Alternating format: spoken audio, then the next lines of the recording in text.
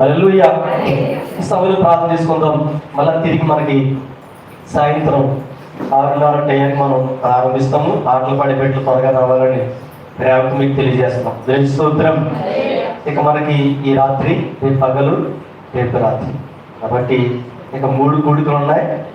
మరి ఈ కూడికలు ఎవరు కూడా మానకుండా రావాలని రాత్రులు సేవలు మానేస్తున్నారు. మరి ఈరోజు నైట్ మంచి వర్తమానం ఇవ్వబోతున్నారు కాబట్టి ఎవరు కూడా మిస్ కాకుండా రావాలని ప్రేమతో మనవి చేస్తున్నాం. దేవుని స్తోత్రం. హల్లెలూయా. ఒక్కసారి మీరు చెప్తానండి. విధకాత్ర వజ్రమ్మ గారు వాక్యం చెప్పారు. పలగలా చూస్తారండి. చాలా మంది రాలేదు, మిస్ అయిపోయారు. రాత్రి కాలంలో కూడా రాజుగారు కూడా చక్కని వాక్యం తెలియజేస్తారు. చాలా మంది రాలేదు, మిస్ అయిపోతున్నారు. దేవుని స్తోత్రం. కాబట్టి సమయాన్ని సద్వినియోగం చేసుకోవాలి, దుర్వినియోగపరచొద్దు. ఈ సమయంలో మనం ప్రార్థన చేసుకుందాం. శివ ప్రార్థన. పరిశుద్ధుడ నీకు స్తోత్రాలు, పరమ తండ్రి వందనాలు, గొప్ప దేవుడ, సృష్టికర్త, సర్వాధికారి. 4వ రోజు 7వ కూడిక దైవజనులు ఐజక్ రాజు గారిని తీసుకుని వచ్చి చక్కని వాక్యం ద్వారా మాతో మాట్లాడతండి. ఉపవాసం అనే దానికి కొన్ని నిర్వచనాలు చెప్పి చాలా విషయాలు తెలియజేస్తుందండి. ఉపేక్షుడంటే విడిచిపెట్టని, ఏ విడిచిపెట్టాలో కూడా తెలియజేస్తుందండి. ఇక బంధాలు ప్రభు నీకు స్తోత్రాలు తండ్రి. ఈ వాక్యం మేము విన్నాం ప్రభా. విన్న వాక్యాన్ని మరదేలు భద్రపరిచి దాని ప్రకారం జీవించే హృదయాలు మాకు అందరికీ దయచేయమని చేస్తున్నట్టండి. అందరూ శ్రద్ధగా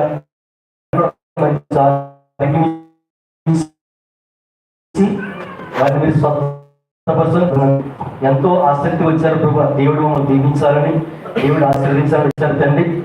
నీ దీవెన ఎవరి బిడ్డలపై ఉంచండి, పెద్దవారిపై ఉంచండి, వృద్ధులపై ఉంచండి, చిన్నపిల్లలపై ఉంచండి, బాలింతలపై ఉంచండి, చంటి పిల్లలపై ఉంచండి అయ్యా. వచ్చిన ప్రతి పీడను కూడా వాటి లైఫ్ పర్సెంట్ ఇస్తున్న అమలు అనిపిస్తూ అద్భుతం చేస్తున్నా ప్రభా. ఎంతగానో రాత్రికాల కొద్దిసేపు ఉన్నప్పటికీ మళ్ళా కరెంట్ ఇచ్చి నీ మీటింగ్స్, నీ ప్రార్థనలు జరిగిస్తూ ఉన్నది ఉందండి. ప్రభా వారి కుటుంబాన్ని ఇంకా బిడ్డలందరూ పేరు పేరు చెప్తున్నా ప్రభా. ఉదయాన్ని ప్రార్థించండి అందరి వరకు. అందరినీ దీవించండి, అందరినీ ఆశీర్వదించండి. అందరూ క్షేమంగా, సంతోషంగా, ఆనందంగా ఉండి నీ అడుగుజాడలో నడుచుకునే కృపా భాగ్యం దయచేయమని ప్రార్థన చేస్తున్నాం తండ్రి. ఈ ప్రార్థన ముగించుకుని ఎవరి గృహాలు వారు వెళ్తున్నారు, క్షేమంగా వారి గృహాలు నడిపించండి. మళ్ళా వారు త్వరగా సిద్ధపడి 6:30 కల్లా నీ మందిరం రావడానికి ఈ మహాకృషి చూపించని ప్రార్థన చేస్తున్నాం తండ్రి. గడ్డం ఆనంద ప్రసాద్ బలహీనంగా ఉన్నారు తండ్రి. ఈ సమయంలో ఆ బిడ్డ కొరకు ప్రార్థన చేస్తున్నాం ప్రభు.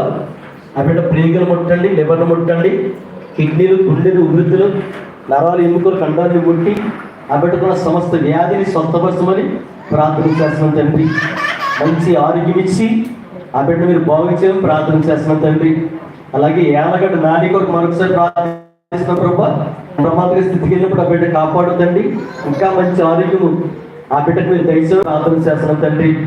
అలాగే మోపై సరస్వతి గారు బలహీనంగా ఉన్నారు, మందిరం లాగే స్థితిలో ఉన్నారు. ఆ బిడ్డ కూడా ముట్టండి, స్వస్థపరిచి సంపూర్ణ ఆరోగ్యం దయచేయమని ప్రార్థన చేస్తున్నాం తండ్రి.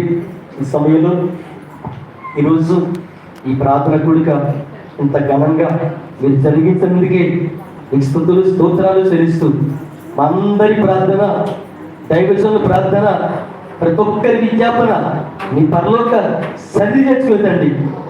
ప్రార్థనకు వచ్చిన బిడ్డలందరినీ కూడా పేరు పేరున, కుటుంబపరంగా, వ్యక్తిగతంగా మీరు దీవించి ఆశీర్వదించి మీరే మహిమ, ఘనత, ప్రభావం తెచ్చుకుంటారని యేసు క్రీస్తు ఉన్నతమైన నామములో ప్రార్థిస్తున్నాము నా ప్రియ పరలోక తండ్రి. ఆమేన్. దేవుని స్తోత్రం. మీ అందరికీ వందనాలు. దేవుడు మిమ్మల్ని దీవించును గాక. వచ్చిన దైవజనులు చక్కని వాక్యాన్ని దైవజనులు చేస్తున్నాం. దేవుడు ఇంకా అనేక స్థలాల్లో వారిని వాడుకోవడం, వారికి దేవుడు మంచి